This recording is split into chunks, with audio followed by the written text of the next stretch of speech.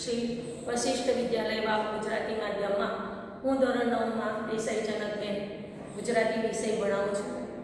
આજે આપણે ધોરણ 9ની અંદર કાવ્ય 17 મારા સપનામાં આવ્યા હરી એ કાવ્ય સમજીશું. મારા સપનામાં આવ્યા હરી કાવ્યનો સાહિત્ય પ્રકાર છે ગીત. કાવ્યના કવિનું નામ છે રમેશ પારેખ. કાવ્ય શીખતા પહેલા આપણે રમેશ પારેખના જન્મ પરિચય વિશે જાણીએ. તો કવિ પરિચય કે કવિ શ્રી રમેશ પારેખનો જન્મ તારીખ 27/11/1940ના રોજ અમરેલીમાં થયો હતો. તેઓ વ્યવસાયે જિલ્લા પંચાયતમાં ક્લાર્ક હતા. રમેશ પારેખે અનેક કાવ્ય સંગ્રહ લખ્યા છે, જેમના નામ આ મુજબ છે: ક્યાં, ત્વ, ખડી, સનન, ખમ્મા આલા બાપુને, મીરા સામે પાર, વિતાન સુદ બીજ, છાતીમાં ભાષા, સ્વગત પર્વ, ચશ્માના તાજ વગેરે એમના જાણીતા કાવ્ય સંગ્રહ છે. કાળ સાચવે પગલા અને મન પાચમના મેળામાં એ એમના મરણોત્તર સંપાદનો છે. 6 અક્ષરનું નામ એમાં એમની સમગ્ર કવિતાઓ કંઠસ્થ થઈ છે. ત્યારબાદ એમના જાણીતા બાળ સાહિત્ય સંગ્રહના નામ છે હાઉજી, ડેડ આલી, હફરક લપલપ, અજબ ગજબનો ખજાનો એ એમના બાળ સાહિત્ય સંગ્રહના નામ છે. સગપણ એક ઉખાણું, સૂરજને પડછાયો હોય એ એમના જાણીતા 2 નાટકો છે. રમેશ પારેખને રણજીતરંગ, સુવર્ણચંદ્રક અને દિલ્હી સાહિત્ય અકાદમીના પારિતોષિકથી સન્માનિત કરવામાં આવ્યા હતા. પ્રસ્તુત કાવ્યની અંદર ગોપી અને શ્રી કૃષ્ણની વાત કરવામાં આવી છે. જે ગોપી છે એ ગોપીના સપનામાં શ્રી કૃષ્ણ એટલે કે ભગવાન હરિ આવે છે. તો સૌપ્રથમ ગોપીને બોલાવે છે, ઝુલાવે છે અને વહાલી કરે છે, એટલે કે એના પ્રેમમાં તરબોળ કરી દે છે. ત્યારબાદ હરિ ગોપીની સામે ધીમું ધીમું હસતા ઊભા રહ્યા છે. ગોપીની આંખમાંથી દળ આંસુ પડે છે. એ આંસુને હરિ પોતે એ વિરહને ખાવા માટે એ આંસુને લૂછી રહ્યા છે.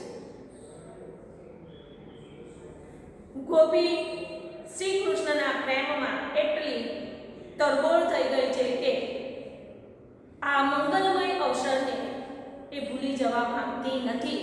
એટલે આ મંગલમય અવસરને શુકન રૂપે યાદ રાખવા માટે એ ચૂલા ઉપર આંધણ મૂકે છે અને એ આંધણની અંદર એ પોતાનો સંસાર એટલે કે પોતાનું સમગ્ર જીવન સમર્પિત કરી દે છે. અને ગોપીને પોતાનું સમગ્ર જીવન સમર્પિત કરતી જોઈને હરિના મુખેથી એક શબ્દ સરી પડે છે: અરે બાહુબલી. બાહુબલી એટલે બેબા કરી. અને ગોપીનો શ્રી કૃષ્ણ પ્રત્યેનો આત્મસમર્પણ ભાવ અહીંયા વ્યક્ત થાય છે.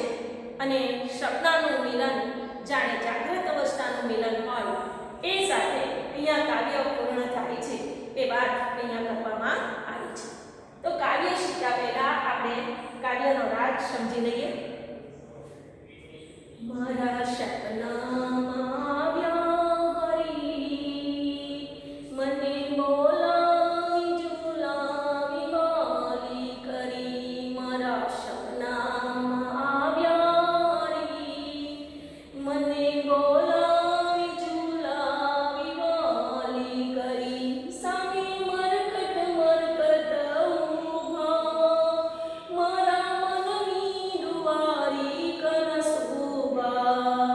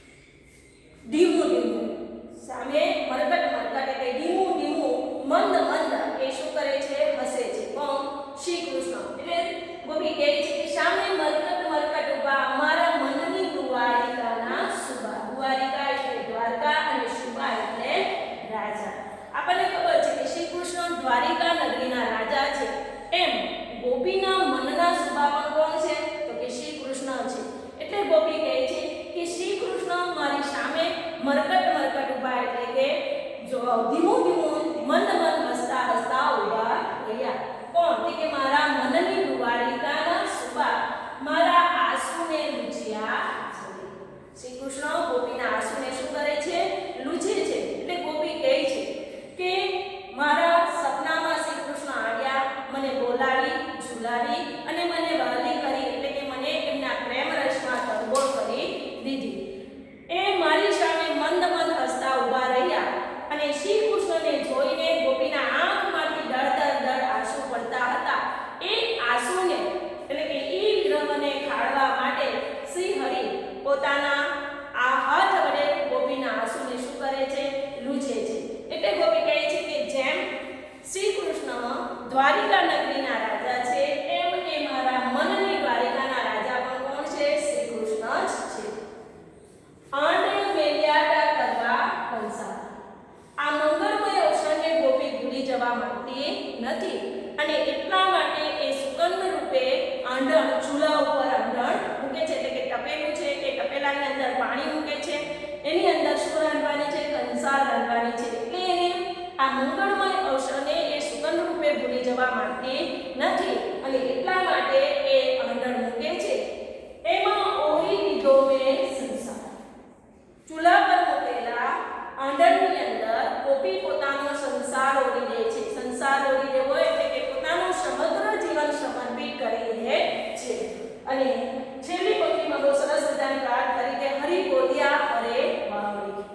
શ્રી કૃષ્ણ ગોપીને જુએ છે કે એને મારા પ્રેમની અંદર પોતાનું સમગ્ર જીવન સમર્પિત કરી દીધું અને તેથી હરિના મુખેથી એક ઉદ્ગાર સરી પડે છે, અરે બાવળી, એટલે કે બેબાકડી, તું મારા પ્રેમમાં આટલી બધી તરબોળ થઈ ગઈ કે તને કઈ ભાન પણ ન રહ્યું.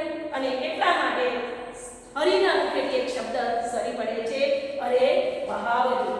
આમ સમગ્ર કાર્યમાં ગોપીનો આત્મસમર્પણનો ભાવ વ્યક્ત થાય છે. આપણે જાણ્યું વિદ્યાર્થી મિત્રો કે જાણે સપનાનું મિલન જાગ્રત અવસ્થાનું મિલન થયું હોય એમ એ ભાવ સાથે આ કાવ્ય પૂર્ણ થાય છે. વંદે માતરમ.